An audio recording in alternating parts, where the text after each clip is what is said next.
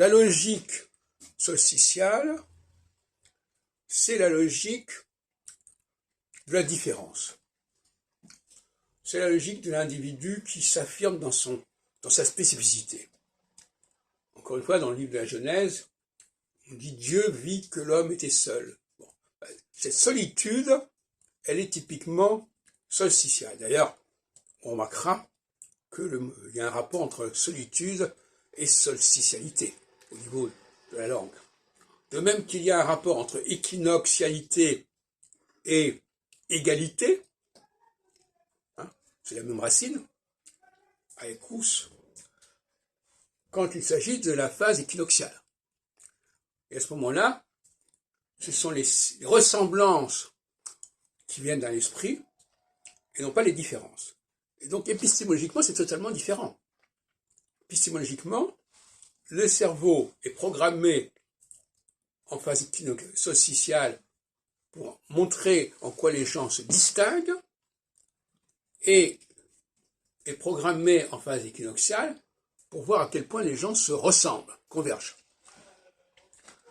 Et tout cela conduit à deux formes d'astrologie différentes, comme j'en parle dans un texte.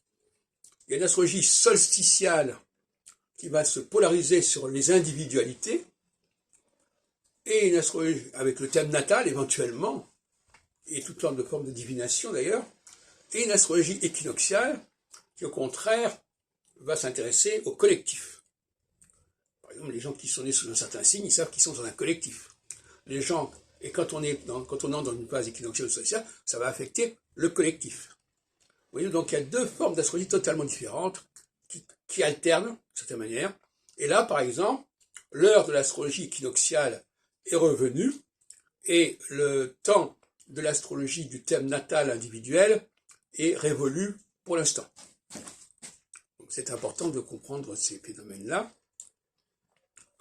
Il y a des logiciels qui soit nous empêchent de percevoir les similitudes en phase solsticiale, parce qu'on va être surtout programmé pour voir les différences, et inversement, des logiciels qui nous permettent de voir les similitudes et non pas les différences en phase équinoxiale.